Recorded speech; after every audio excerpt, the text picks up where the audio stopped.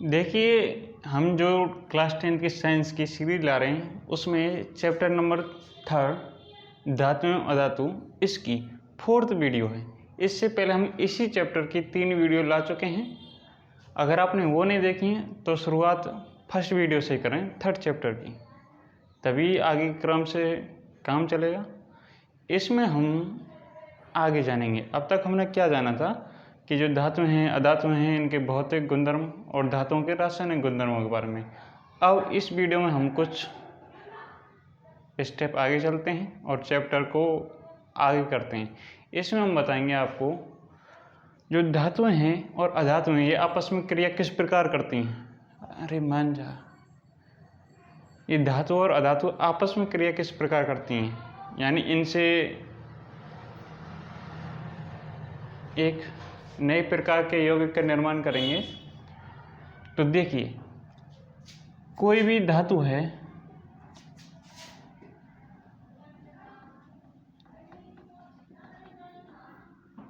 धातु से धातु की अधातु के साथ क्रिया,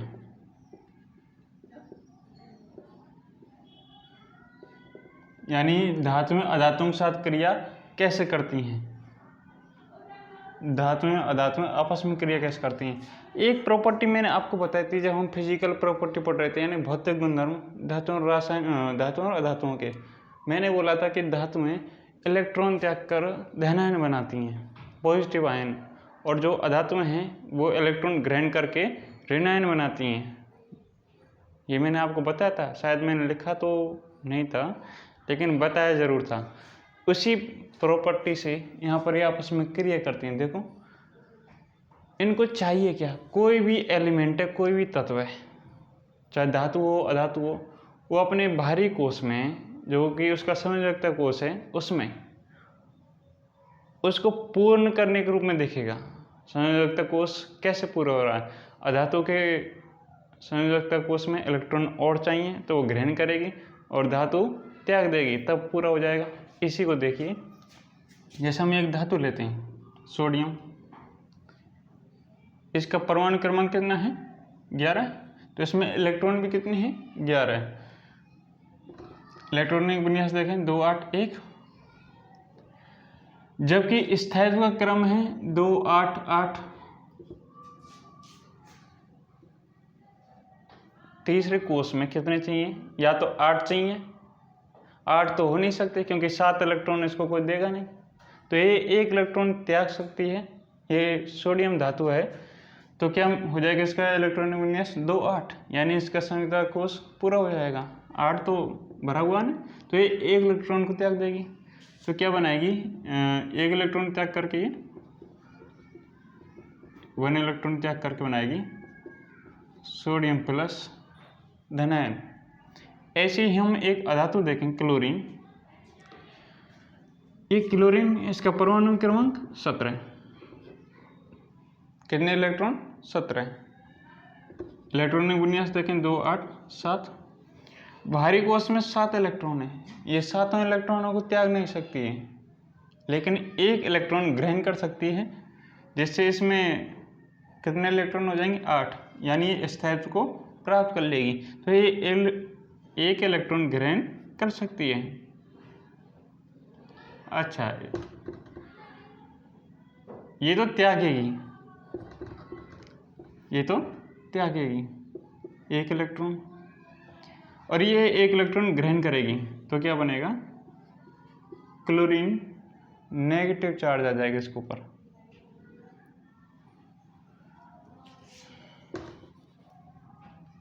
पहले मैं तुम्हें देखता हूं कि तुम्हें दिख रहा है या नहीं।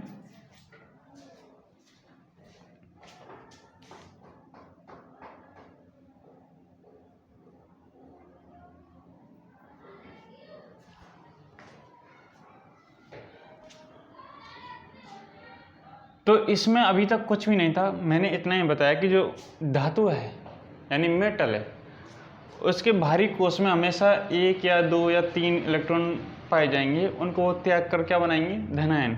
ऐसे ही अधातुओं के बाहरी कोश में 1 2 3 इलेक्ट्रॉन की कमी होगी, इसलिए इलेक्ट्रॉन ग्रहण करके ऋणायन बनाएंगे। तो इस प्रकार इसको एक इलेक्ट्रॉन त्यागना है, इसको एक इलेक्ट्रॉन ग्रहण करना है, तो आपस में इलेक्ट्रॉनों की अदला बदली करके, यानी ये इलेक्ट्रॉन दे रहा है, ये ग्रहण कर रहा है, इससे इनमें यौगिक का निर्माण होगा आपस में, उसी को कहेंगे आयनिक यौगिक। देखिए कैसे बनेगा। ये सोडियम है, इसके पास एक इलेक्ट्रॉन है, इसको एक बिंदु से दर्शा रहे हैं इस, और ये क्या है, क्लोरीन। इसके ऊपर जो इलेक्ट्रॉन है उनको इस क्रॉस से दर्शाएं तो कितने इलेक्ट्रॉन है, इसके बाहरी कोश में है एक इलेक्ट्रॉन, सोडियम के में, इसके में है 7। देखो 3 2 5 और 2 7, ये इलेक्ट्रॉन दर्शा रहे हैं क्लोरीन के और ये सोडियम के। ये इस इलेक्ट्रॉन को त्यागेगा तो यहाँ कितने हो जाएंगे 8, और ये इसका इलेक्ट्रॉन विन्यास अब हो जाएगा 2 8 और इसका 2 8 8, तो क्या बन जाएगा, इसमें एक यौगिक बनेगा। देखो इसने तो त्याग दिया और इसने ग्रहण कर लिया, ये दोनों जुड़ जाएंगे और क्या बन जाएगा हमारे पास, NaCl, सोडियम क्लोराइड आयन। इन्हीं को कहेंगे आयनिक यौगिक। यानी धातु और अधातु के मध्य इलेक्ट्रॉनों के स्थानांतरण से, यानी इलेक्ट्रॉन ही तो दिया है इसने, उसी को कहेंगे स्थानांतरण। इलेक्ट्रॉन प्रदान करने से जो यौगिक बनता है उसी को कहेंगे आयनिक यौगिक। इसके और उदाहरण भी हो सकते हैं, जैसे कि कैल्शियम क्लोराइड, मैग्नीशियम क्लोराइड, यानी एक तो होनी चाहिए धातु, एक होनी चाहिए अधातु। ऐसे क्या बना सकते हैं हम, और अन्य यौगिक। देखो यहाँ पर 2 क्लोरीन के 2 परमाणु लेंगे MgCl2 में,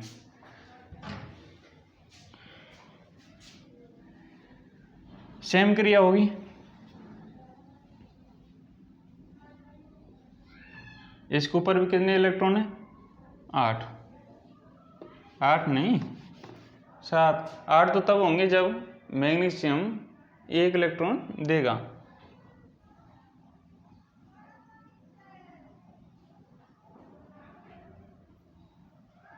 चलो इसको देखते हैं, धातु से अधातु में क्रिया कैसे होती है, इसको तो देख लिया था हमने, इसी प्रकार होती है।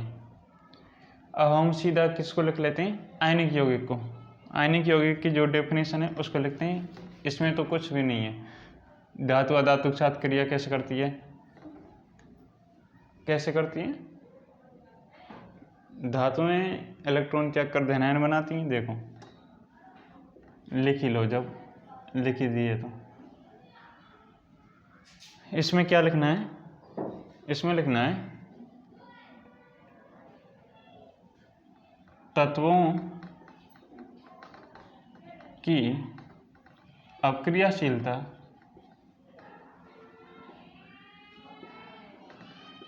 अगर आपको दिखाई नहीं दे रहा तो मैं अभी इसको कर दूंगा, वैसे कोई दिक्कत नहीं है। उनकी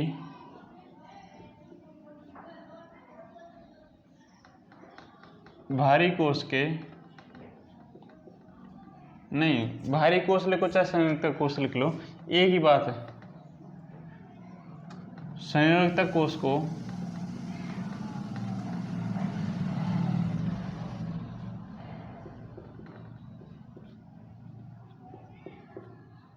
पूर्ण करने की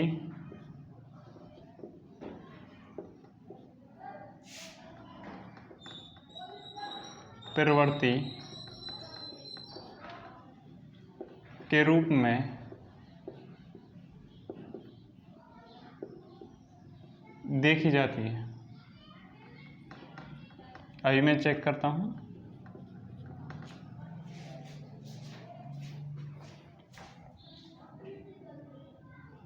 हाँ दिख तो रहा है पर बिल्कुल क्लियर नहीं है।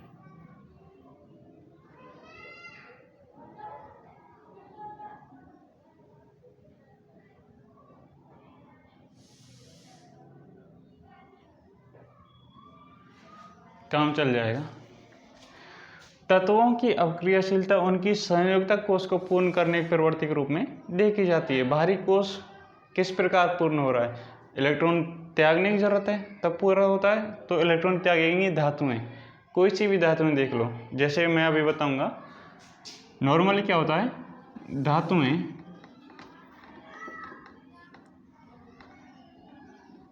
इलेक्ट्रॉन त्याग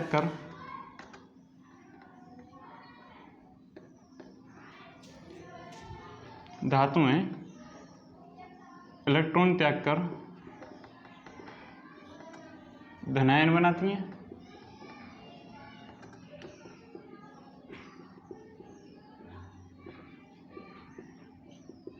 जबकि अधातुएं इलेक्ट्रॉन ग्रहण कर ऋणायन बनाती हैं या निर्माण करती हैं। कैसे देखो, नॉर्मली जो धातुएं हैं, जैसे कि अभी सोडियम हमने ले लिया, मैग्नीशियम देखो, इसके बाहरी कोश में कितने इलेक्ट्रॉन है, 2 इलेक्ट्रॉन। तो ये 2 इलेक्ट्रॉन आसानी से त्याग सकती है, जबकि इसको पूर्ण करने के लिए या तो 6 चाहिए, या इन 2 को त्याग कर भी ये फिर इसका भारी कोश हो जाएगा, इसमें इलेक्ट्रॉन पूरे हैं, तो ये 2 इलेक्ट्रॉन त्याग देगी। जैसे कैल्शियम देखो, कैल्शियम कितने नंबर पर है, 20 पर, 2 8 8 2, ये इस 2 इलेक्ट्रॉनों को भी त्याग देगी। ऐसे ही एल्युमिनियम है, इसका क्रमांक कितना है, 13, 2 8 3, ये 3 इलेक्ट्रॉन त्याग देगी। क्यों, भारी कोश में कितने चाहिए, 8, 5 इलेक्ट्रॉन और चाहिए, कोई देगा नहीं, तो 3 त्याग करके अब इसका भारी कोश हो जाएगा 8। तो इसको सरलता है, 3 इलेक्ट्रॉन त्याग दे तो इसके ऊपर +3 चार्ज आ जाएगा, 3 इलेक्ट्रॉन जैसे ही त्यागेगी इसके ऊपर +2 आ जाएगा, इसके ऊपर भी +2, और ये 1 इलेक्ट्रॉन त्यागेगी तो +1 का चार्ज आ जाएगा। इसलिए ये इलेक्ट्रॉन त्यागती हैं, ये इनका क्या है, इलेक्ट्रॉनिक विन्यास। ऐसी अधातुओं की बात करें, जैसे कि क्लोरीन है, अभी तो हम ज़्यादातर क्लोरीन से ये क्रिया कराएंगे। इसका इलेक्ट्रॉनिक विन्यास क्या है, 2 8 7। जैसे ऑक्सीजन है, इसके इलेक्ट्रॉन कितने होते हैं भारी कोश में, 6। जो दूसरा कोश है, कक्षा है, उसमें कितने चाहिए, 8। तो ये 2 इलेक्ट्रॉन ग्रहण करके इसको पूर्ण कर सकती है। अगर ये 6 इलेक्ट्रॉन त्याग दे तो 2 बचेंगे, पहला पूरा रहेगा, लेकिन 6 इलेक्ट्रॉन त्याग नहीं सकती, इसके लिए अधिक ऊर्जा चाहिए। तो ये 2 इलेक्ट्रॉन आसानी से ग्रहण कर लेगी, कोई दूसरा तत्व या धातु दे दे तो, और धातुएं देने के लिए तैयार हैं। तो इस प्रकार इनमें क्या बनेंगे, आयनिक यौगिक। ये इलेक्ट्रॉन ग्रहण करेंगी, इसको 1 चाहिए, इसको 2 चाहिए, स्थायित्व हो जाएगा पूरा, और इनको त्यागना है। तो ये इलेक्ट्रॉन ग्रहण करके हमेशा क्या बनाएंगे, ऋण आयन। और जितनी भी धातुएं आप उनको भी ले सकते हैं, और ये इलेक्ट्रॉन त्याग करके क्या बनाएंगे, धन आयन। इसी प्रकार जब इन दोनों की आपस में क्रिया कराएंगे, कि यानी कि धातु की अधातुओं के साथ क्रिया, तो ये क्या बनाएंगी, आयनिक यौगिक, क्योंकि इनमें किसका आदान प्रदान हो रहा है, इलेक्ट्रॉन का। तो इलेक्ट्रॉन का जब आदान प्रदान होता है, उससे जो यौगिक बनते हैं वो कौन सा यौगिक बनता है, आयनिक यौगिक। उसकी भी परिभाषा यहीं लिख लेते हैं।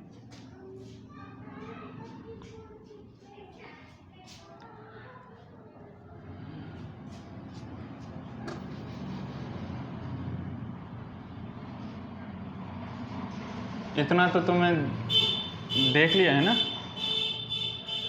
एक बार और देख लो तुम। इसको एक साथ और लिखना है, क्योंकि हमें क्या बनाना है, सोडियम क्लोराइड, उसको आयनिक यौगिक में बना लेंगे। चलो,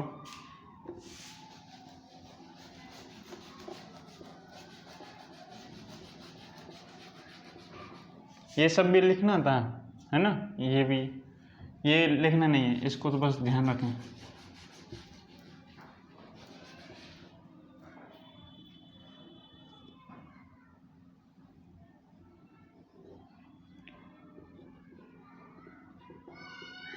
आयनिक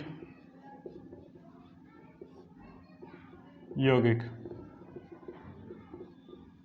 पहले इसकी डेफिनेशन लिखते हैं कि आयनिक यौगिक किससे कहते हैं। धातु से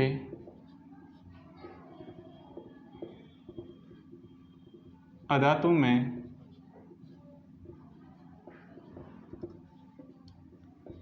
इलेक्ट्रॉन के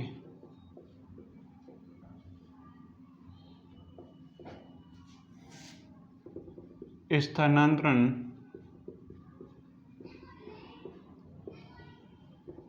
द्वारा बने यौगिकों को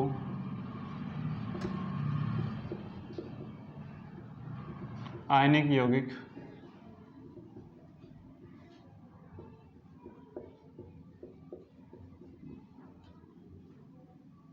कहते हैं।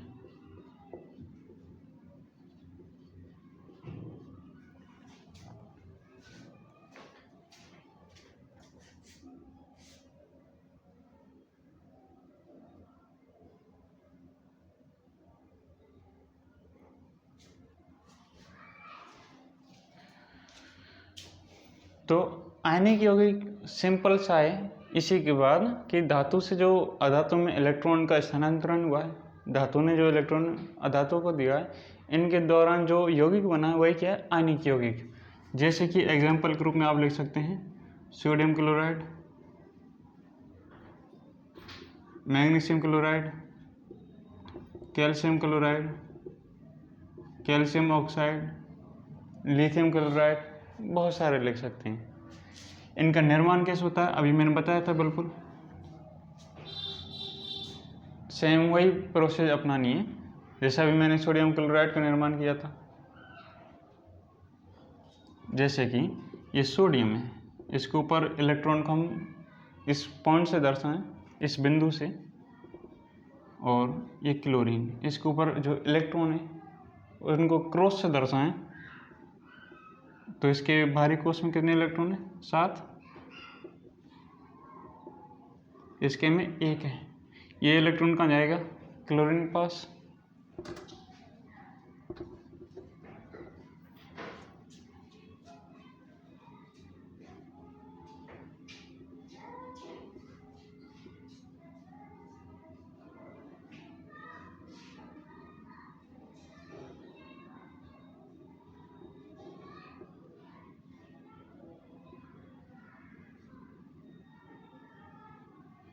इसने तो त्याग दिया, तो प्लस का चार्ज इसने ग्रहण कर लिया। तो अब देखो ये पॉइंट भी यानी बिंदु भी आ गया। ये क्या है, एक इलेक्ट्रॉन।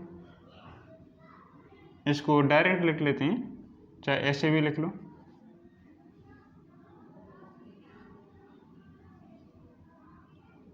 इस प्लस चार्ज को चाहे ब्रैकेट के ऊपर लिख लो चाहे अंदर। तो इस प्रकार सोडियम क्लोराइड का निर्माण कर दिया। ऐसे ही हम अन्य जो ये आयनिक यौगिक हैं इनका निर्माण कर सकते हैं। हमें देखने वाली बात अब ये है कि जो अब ये यौगिक बना है आयनिक यौगिक, इसके महत्वपूर्ण गुणधर्म क्या क्या हैं, इसकी प्रॉपर्टी क्या क्या हैं, वो जान लें। कि ये जो आयनिक यौगिक बना है इनमें प्रबल आकर्षण बल पाया जाता है, बहुत मजबूत। जैसे तोड़ने के लिए बहुत ज़्यादा ऊर्जा चाहिए, इसलिए क्या होते हैं, थोड़े कठोर होते हैं और ठोस प्रकृति के होते हैं।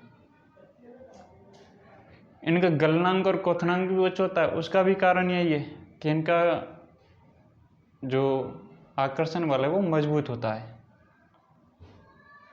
ये जल में तो घुल जाते हैं और पेट्रोल और जो केरोसिन यानी मिट्टी के तेल हैं उनमें नहीं घुलते। और आयनिक यौगिकों की एक और ख़ास बात है कि ये जलीय अवस्था में या विलीन अवस्था में विद्युत धारा का चालन करते हैं, क्योंकि इसमें क्या होता है, आयनों का प्रवाह। जबकि ये ठोस अवस्था में धारा का प्रवाह नहीं करते।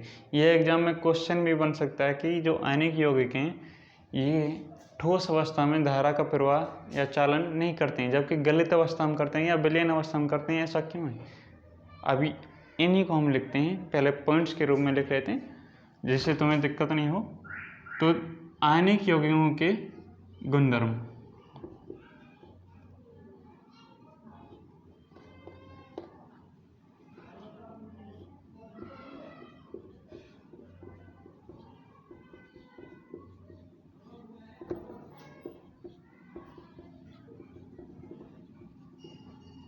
आयनिक यौगिकों के गुणधर्म। पहले जैसे हम इनकी बात करें, इनकी प्रकृति की, ये होते कैसे हैं, यानी भौतिक प्रकृति की बात करें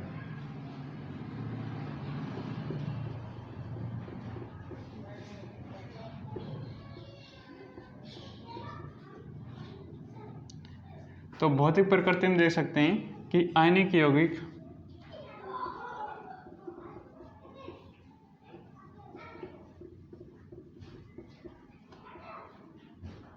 ठोस एवं थोड़े कठोर, पूरे कठोर नहीं है, थोड़े कठोर। थोड़े इसलिए क्योंकि हथौड़ा मारेंगे तो चूरा चूरा हो जाएंगे, थोड़ा सा दाब भी डालेंगे प्रेशर तो भी ये टुकड़ों में टूट जाएंगे, इसलिए थोड़े कठोर।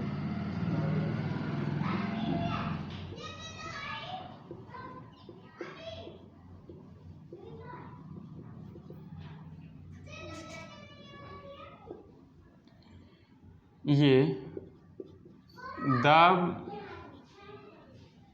चूंकि ये दाब डालने पर क्या हो रहे हैं, चूरा, इसलिए ये भंगुर प्रकृति के भी होते हैं। इसको भी लिख लें क्योंकि ये जो प्रकृति है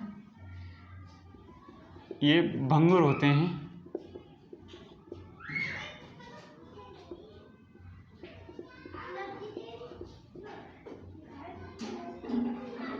क्योंकि ये दाब डालने पर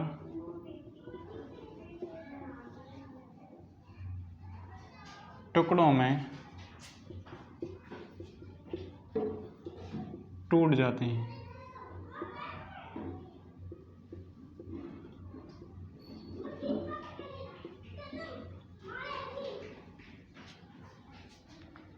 ये हमने इसकी प्रकृति की बात करी है। ये थोड़े कठोर होते हैं और ठोस होते हैं, साथ ही भंगुर होते हैं। ठोस हैं लेकिन भंगुर हैं। जैसे ही थोड़ा सा दाब डालेंगे इनके ऊपर, थोड़ा बल लगाएंगे तो ये टुकड़ों में टूट जाएंगे, ये चूरा चूरा हो जाएंगे। दूसरी प्रकृति की बात करें गलनांक और क्वथनांक की, तो इनका गलनांक एवं क्वथनांक उच्च होता है।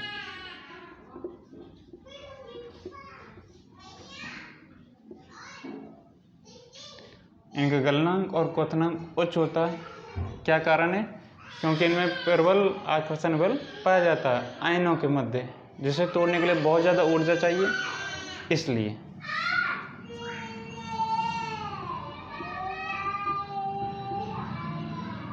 आयनिक यौगिकों में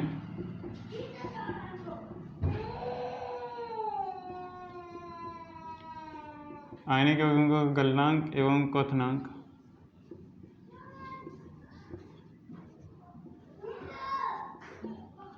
उच्च होता है। उच्च मतलब बहुत अधिक होता है।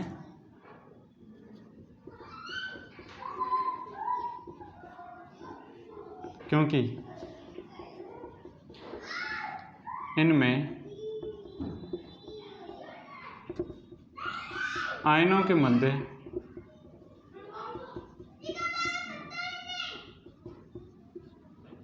प्रबल आकर्षण बल पाया जाता है, जिसे कहेंगे अंतर आयनिक आकर्षण बल।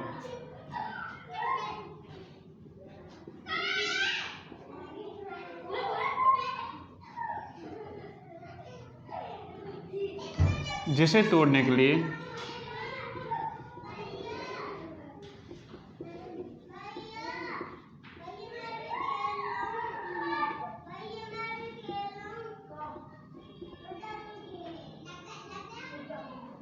ऊर्जा की पर्याप्त मात्रा की या पर्याप्त मात्रा में आवश्यकता होती है।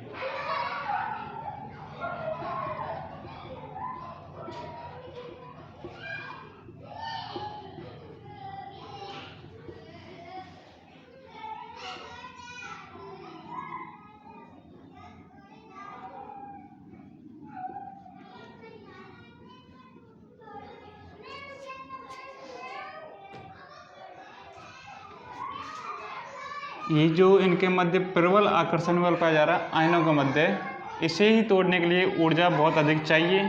यही कारण है कि गलनांक और क्वथनांक क्या है, उच्च हैं।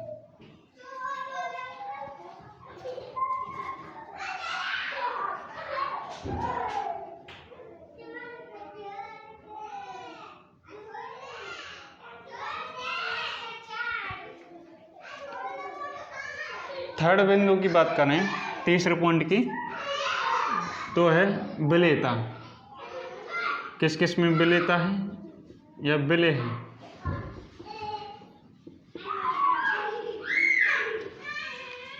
ये जल में तो विलेय है, केरोसिन यानी मिट्टी के तेल और पेट्रोल, इनमें नहीं विलेय है।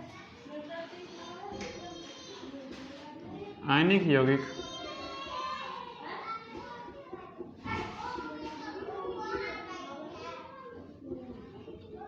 जल में विलयशील हैं,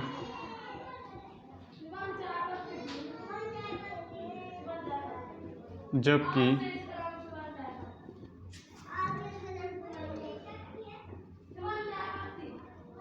केरोसिन एवं पेट्रोल जैसे विलायकों में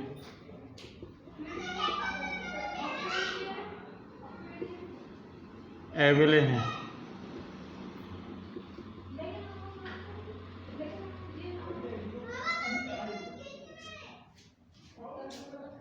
जल में घुल जाते हैं आयनिक यौगिक सभी के सभी, लेकिन पेट्रोल और जो केरोसिन इनमें या इन जैसे विलायकों में नहीं घुलते। चौथा जो पॉइंट है उसको यहाँ लिख लेते हैं। चौथा पॉइंट ये है कि ये धारा का चालन करते हैं, तो कैसे करते हैं, किस अवस्था में, सिर्फ यही है विद्युत धारा का चालन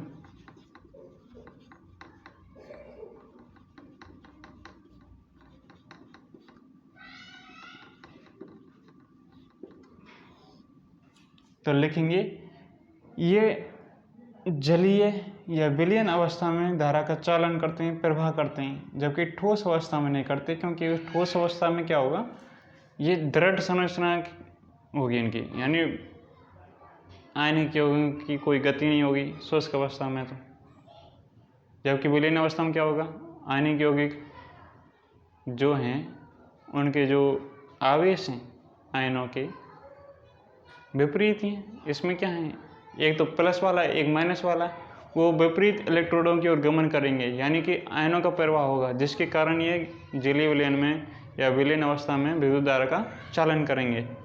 आयनों के कारण ही विद्युत धारा का चालन संभव है, जबकि ठोस अवस्था में वो आयन गति नहीं कर पाएंगे।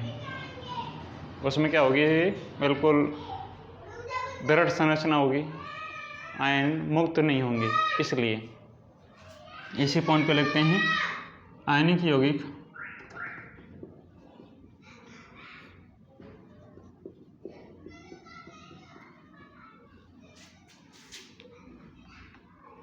विलयन अवस्था में, विलयन या जलीय अवस्था में या गलित अवस्था में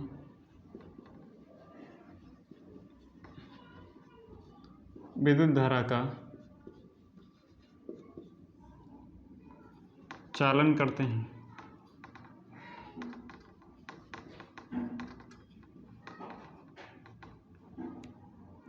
नोट में लिखना है या ऐसे लिख सकते हैं, जबकि आयनिक यौगिक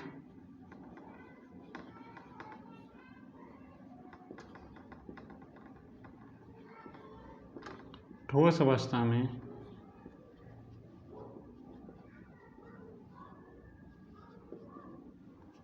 विद्युत धारा का चालन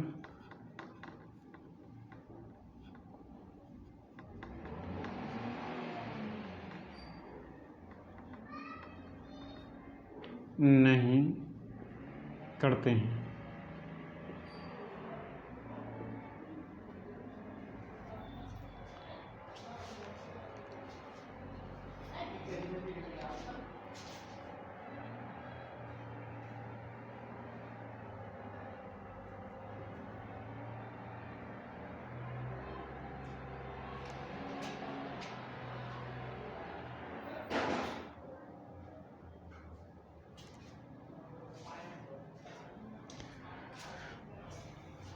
अभी तुमने सब कुछ देख लिया है इसलिए मैं हटाता।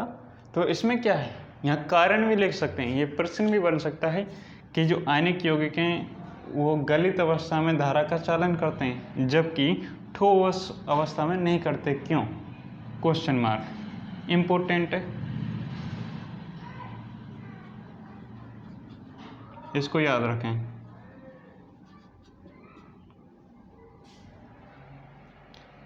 और ये बाकी तो नॉर्मल ही है, 1 नंबर का या तो ये आ सकता है, बाकी ये काफ़ी इम्पोर्टेंट है। आयनिक यौगिक किसे कहते हैं ये भी जाना। धातु से अधातु में जो इलेक्ट्रॉन का